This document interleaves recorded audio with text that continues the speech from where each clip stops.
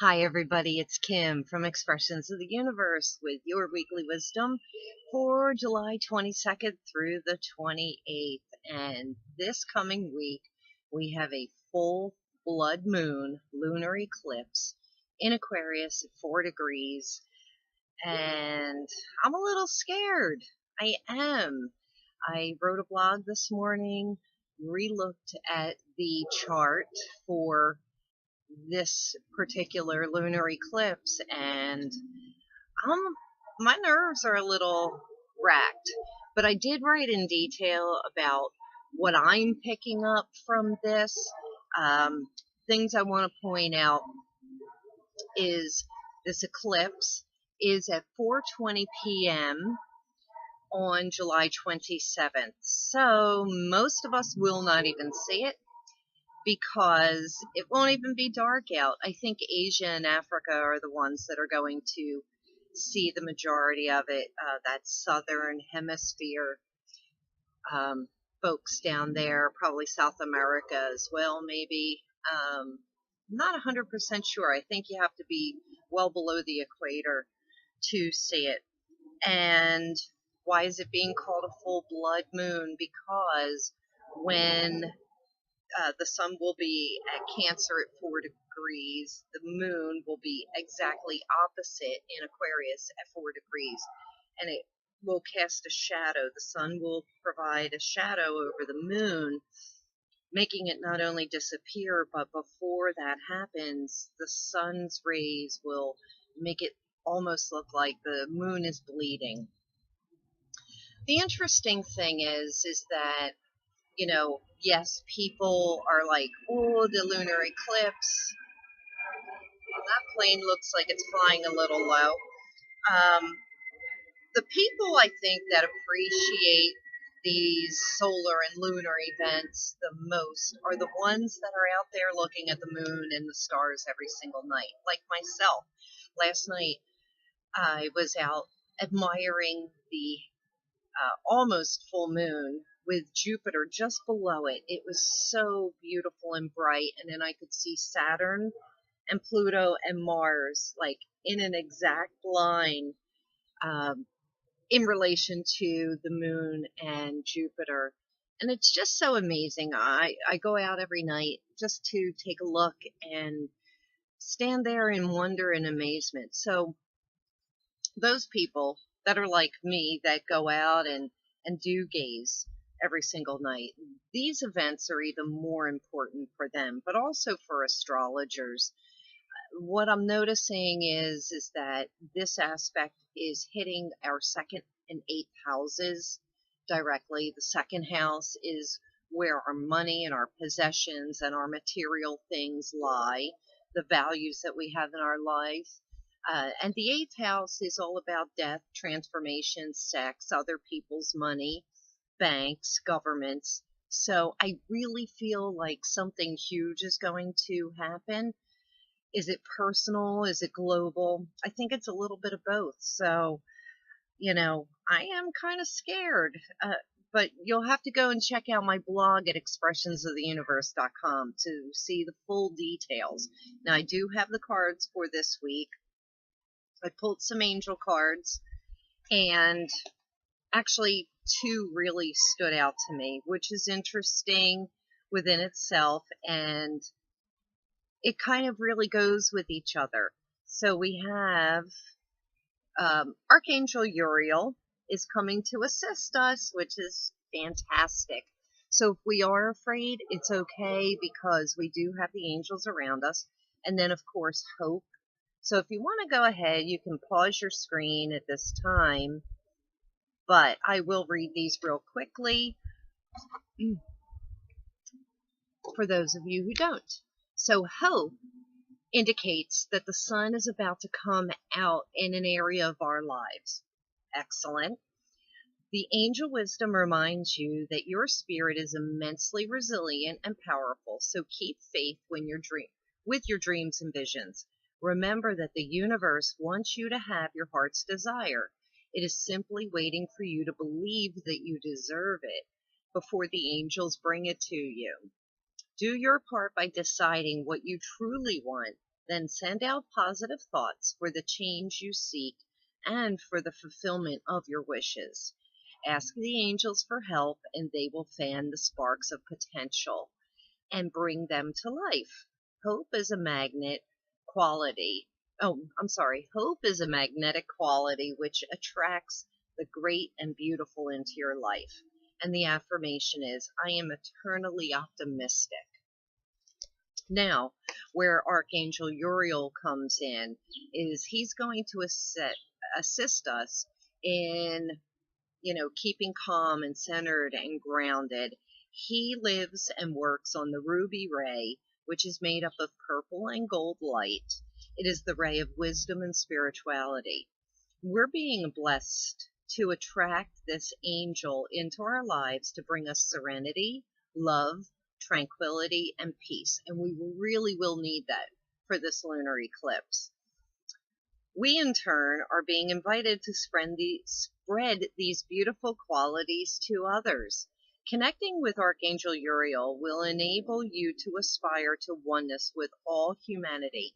And humanity is a huge theme for Aquarius, and that is what the lunar eclipse will be in. So I think humanity on a global level will be affected by this. This is a high state of grace, which will bring you freedom and joy. And I think it's really interesting, Uriel being connected to humanity would show up at this time for this particular lunar eclipse. So we need to visualize ourselves in a purple and golden cloak and invoke Archangel Uriel's help to raise our consciousness. And his affirmation is, I am one with everyone in peace and serenity. Now, getting into the cards, it's interesting. So I point out in my blog about that Metamorphosis card that came at the end of the week for us, and it was in reverse, and that is our resistance to change, that change is coming, and we are just, pushing back on that change. And I know that this eclipse is really bringing upon huge changes, not only personally, but globally. And so it's pretty telling that these cards are kind of saying the same thing. And it's also showing us where we need to shift some of our energies. And I'm continuing to use the Enchanted Map deck from Colette Baron Reid because I really loved the story it told last week, and I wanted to have that story continue. So the first card that shows up is Magical Stream. It is in the reverse. It's a number 18, which automatically said to me, next month for August, we do have a solar eclipse at 18 degrees Leo, and I think that this is leading up to that point. So don't be too fearful about what's happening with this lunar eclipse, because I think more light will be shown on it come the solar eclipse at 18 degrees Leo. And so Magical Stream reversed is saying that we're going against the flow, that we are trying to force things to happen in our lives that really they're not meant to be there. When you have to keep trying and trying or forcing something, it's not meant to be. And so this is a time for you to just lay on your back and float and allow the stream to take you where it will. Also, too, with this, there was something else that I was thinking of, and now it eludes me. But, oh, you know what? When I pulled these cards, a lot of the energy was coming up, and I don't know who it is for out there, but this, a lot of the energy was pointing towards forcing relationships that, just really aren't working. You want them to work because maybe you've spent time in them, and maybe the other person appears great on paper. I feel like a lot of romantic relationships are being forced. And so this is just saying it's time for you to just float into the abyss and go with the flow, and find your true place of belonging, which is also part of the Aquarian energy. Now, the next card that came up, it's Dragon's Lair, and it is in reverse as well. And this is pointing out, this is talking about the red flags, the warning signs that we see around us all of the time and we choose to ignore. It's kind of like that magical stream in reverse and going against or resisting the flow. This is also resisting the warning signs that are right in front of your face. This is saying that a lot of us are tiptoeing right outside of the dragon's lair, and I feel as though sometimes when you're ignoring these signs and you're going against the flow and you're resisting, you're causing yourself undue pain and, to learn a lesson that you really don't need to learn. Maybe you're doing something over and over again. It's a repeated lesson. It's time for you to put this to bed, to walk away. So, I'm always saying if something isn't a hell yes, it has to be a hell no. And if you can't jump with both feet in without even thinking, like, it's hell yes, like, yes, yes, yes, you need to walk away. But this is also, very indicative of the energies that are going to be coming up. And this is also talking about the things that we need to let go of. They really just aren't serving us, the people in our lives that aren't serving us for a higher purpose. Now, what's interesting too, and I love this is Ghostlands. And if you look, it's a clock, but within inside the clock is an astrological wheel. And so this is pointing out to sometimes we look so far into the future. I know that this lunar eclipse had me looking into this future this time last year when I saw this eclipse was coming up, and I've been so worried and so fearful about what's going to change and what's going to happen, and now we're here. This is also talking about looking into the past. So when it comes to the future, you can't see too far into the future. Like, you can't predict what's going to happen. You can't predict who's going to show up, what is going to show up.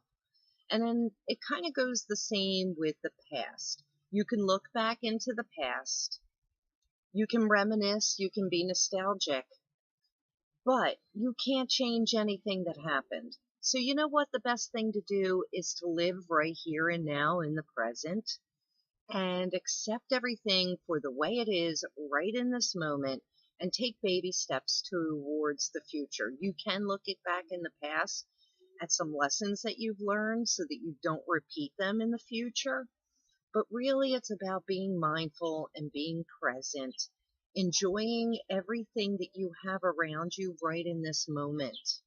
Because if you're looking too far ahead into the future or too far back into the past, it's telling me that you're not appreciating everything that you have right now. And when you're not grateful and appreciative of the present, you can't have anything new and wonderful in the future. That's really just kind of my feeling. Everything will just remain the same and just kind of go with the flow. Or you have some kind of major upheaval that brings that realization of the gratitude for the things that are no longer there. So, with that said, my crystals of the week. I'm sticking with classic moonstone for this lunar event. I've got a black moonstone, I've got a white moonstone, and I'm just going to be using this week because I want to absorb all of that cyclical energy of the moon.